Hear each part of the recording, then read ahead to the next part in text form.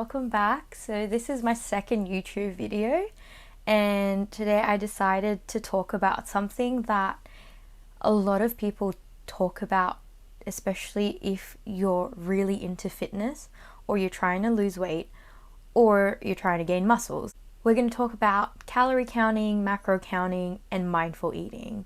And we want to see which one actually works the best out of the three.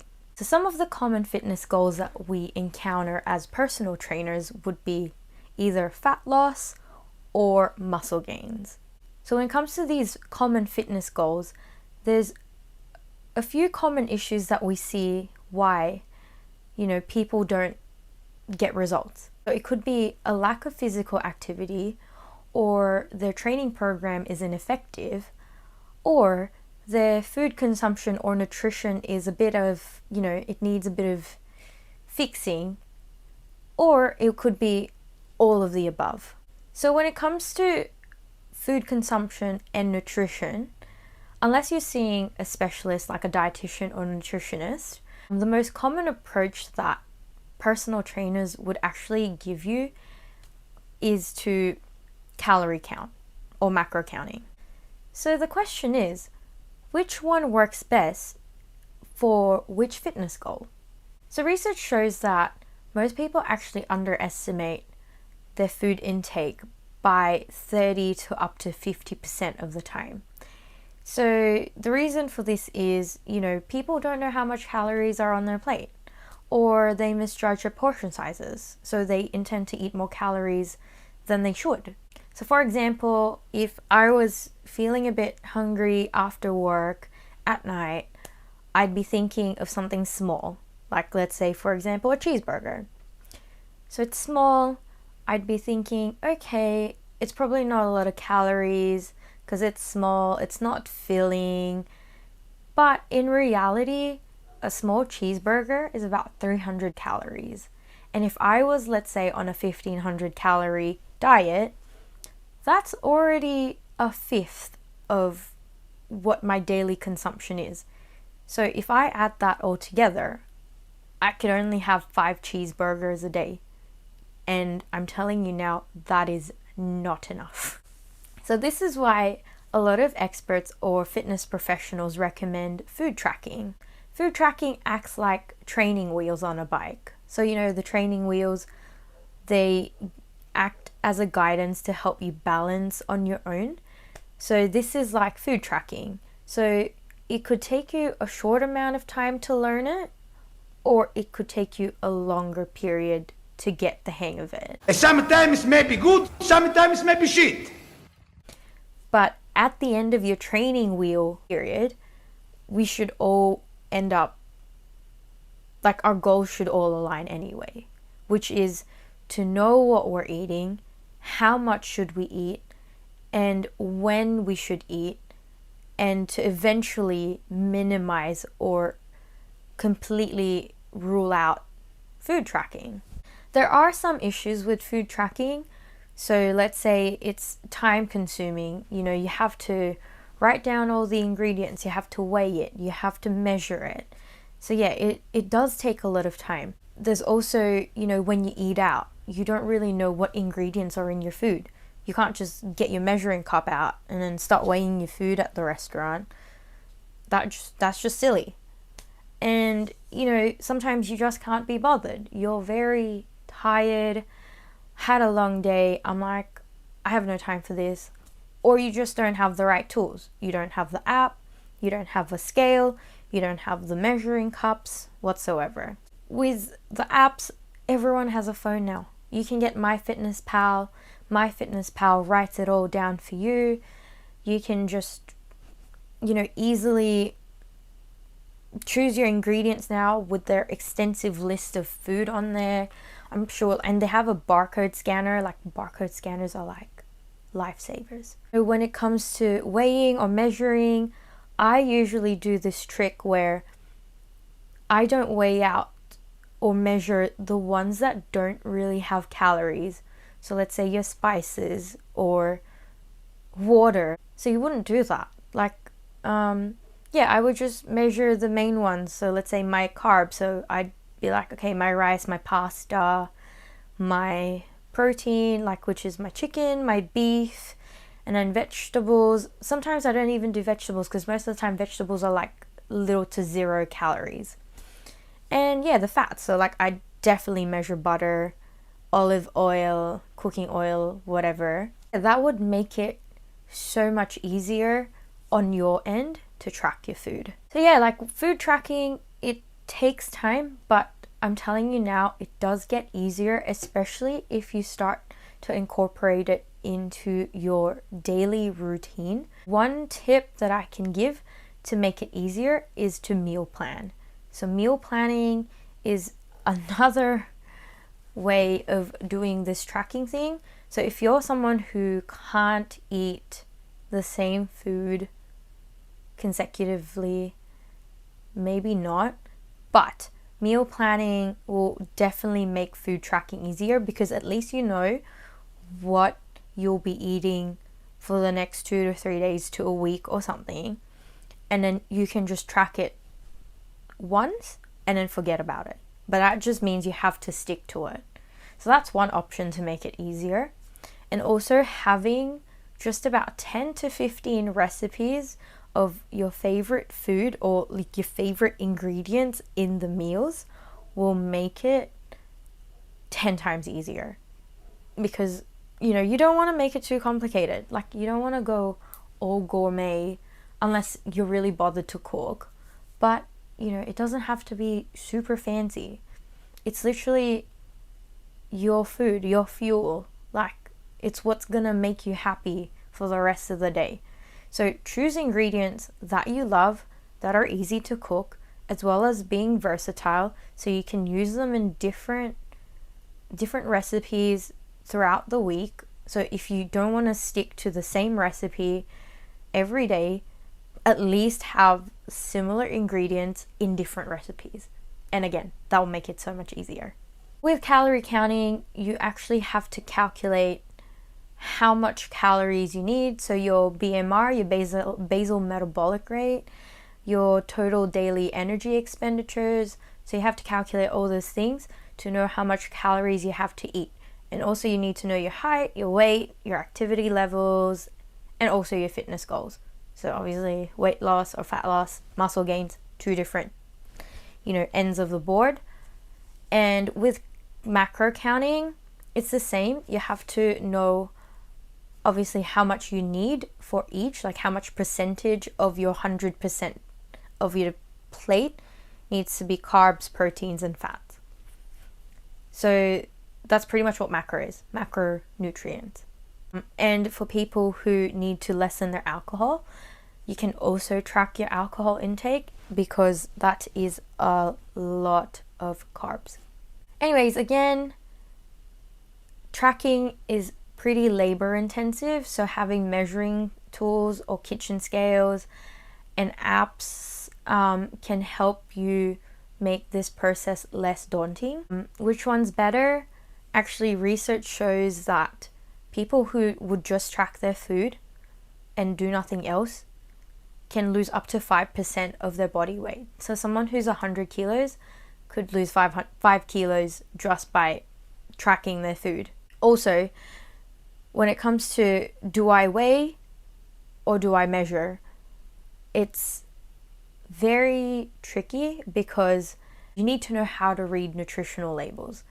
Because some nutritional labels, a serve could be in grams and some could be in mils or cups. I did a little experiment where I got some rice because growing up in a Filipino household, people would have, their diet would be, I'll just have a cup of rice because that's apparently a small portion or like a controlled portion. So I measured a cup of cooked rice, and it turns out that a cup of cooked rice is actually 160 grams. So that's like nearly double of what the recommended serving size is. So yes, weighing is more accurate. It's a more precise method than just measuring. But again, if you're measuring liquids, definitely use a cup unless you want to weigh it. Tracking your food helps us build awareness of how many calories are on our plate. And this is really important, especially if we love to eat out, because you want to develop that skill where you look at your plate and you already somehow know, or you already have a good guesstimate of how much carbs, how much fats, how much proteins you have, and look at a menu and be like, okay, I can have this. This is within my macros. This is within my calories. Once you reach that stage, then you've pretty much are nearly there at the end of the line where you can say goodbye to tracking. You know, this should only be used short term. It's not like something that you should be doing for the rest of your life. It is time consuming, and you know, it can take out the joy of eating food or having food with your family and your friends. It's also like, you know, you don't want to struggle with your food just because you're like, oh, I don't want to track, so I'm not going to eat. Like, that's not the aim of this. The aim of this is to actually know how much you need to eat, enjoy your food, and still reach your fitness goals at the end of it all. Again, for some people, this might not be ideal just because, you know, you might not have enough time. Like, I know we're all different. We have a lot on our plate, no pun intended. There can be too much maths involved. Again, it could take the joy out of eating, and you know, you might not have that same good relationship with food after the end of all of this. And yeah, if you start to feel that, then maybe you can try to, you know, build the skill of mindful eating. So what is mindful eating? Mindful eating is when you learn to eat when you're hungry and you stop when you're full. So when this is done right, it actually becomes a skill called self-regulation. It's actually a skill. And fun fact, babies are born with this skill. So babies self-regulate. When they feed, once they're full, they just stop. They're like, nah, don't want any more. See you later. Or when they're hungry, they cry. They just want to eat. So this is that self-regulation skill. However, research also shows that most adults have forgotten to tap into this ability as they get older. So we lose this self-regulation, and we also lose our self-control. And this is why we overeat. When mindful eating is done right, when it's partnered with a combination of hunger and fullness cues, you know, your good nutritional knowledge and a good understanding of what works for us, it's literally a walk in the park. We can easily manage our food intake, and unfortunately, it is a skill and it takes time, so we need to practice. Going back to our original question, which one works best? It's not a one-size-fits-all kind of scenario. For me, macro tracking works better just because I find it more sustainable. I don't find it a diet, and it's not restrictive. So overall, it's a positive thing for me. Unlike me tracking calories, I find that I tend to skip meals when my calorie numbers are reaching the fullness of the bar. So when I see that, oh crap, I've had 900 calories and I still have 2 meals to go, I tend to skip a meal just so I can eat the remainder of my calories in the next meal, which is not what I want. But, you know, macro tracking, I tend to be more aware of what I need to eat more of as the day goes by, if that makes sense. So I actually weighed some of the snacks that I really like, and it's a serve of everything. So there's a serve of Doritos, which is 140 calories, a serve of Skittles, which is 110 calories, Maltesers, 128 calories, Krispy Kreme Original Glaze, which is 183 calories. That in mind, if I already was to add that up, it's well and truly over 600. And yeah, like I'd be like, whoa, I only have this many calories to eat and I'm still hungry because it's not filling. But if I was to look at the macros of that, I'd be like, no, that's just all carbs. Like I still have this many things to fill up. And, I still have my proteins, my fats. I tend to pick better options so that I can tick my macros. So yeah, I just find that really interesting how that works. And I think, yeah, that's why I prefer to do macro tracking over calories, because yeah, calories can be a bit deceiving. And with my macros, I tend to choose better options because I read the labels. Overall, if you do want to look into macro tracking or calorie tracking, meal planning is something that you should look into. And with meal planning, keeping it simple is the way to go. And also, this is one of a few rare occasions where redundancy is actually a good thing. Find staple foods or ingredients that you love and that you can eat, so many times throughout the week. Find out your favorite sources of proteins, carbs, and fats. And again, read like your nutrition labels. It's just as important as tracking, and it will definitely help you reach your goals faster.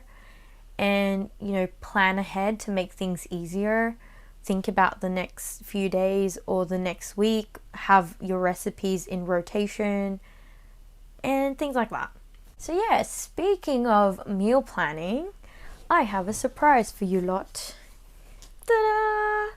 So I've been working on an ebook. It's called Prepped to Perfection, the Ultimate Meal Prep Guide 101. I decided to make this ebook for my current and future clients. I've put everything that I know in this ebook. What is a healthy diet? Your 5 food groups. What is the perfect meal?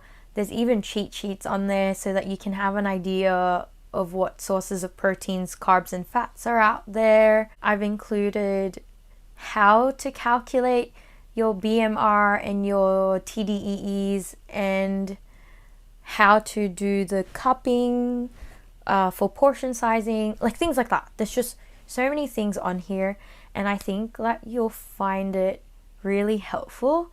But yeah, I'm so excited to release it. It's nearly done. I'm just fixing up a few little things and finding an actual platform to sell it on.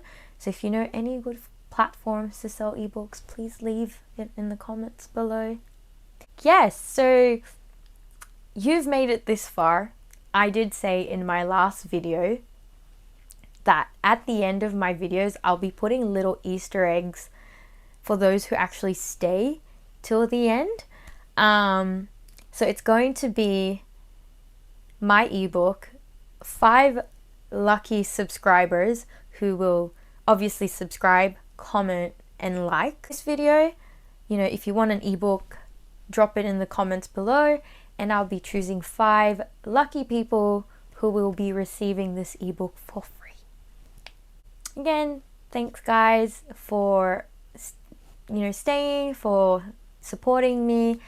I hope you learned something new today. If there's any questions or any feedback, please let me know, comment down below. And also for future videos, if you have any suggestions, I will try my best to accommodate. So yeah, again, thank you, and I'll see you next time.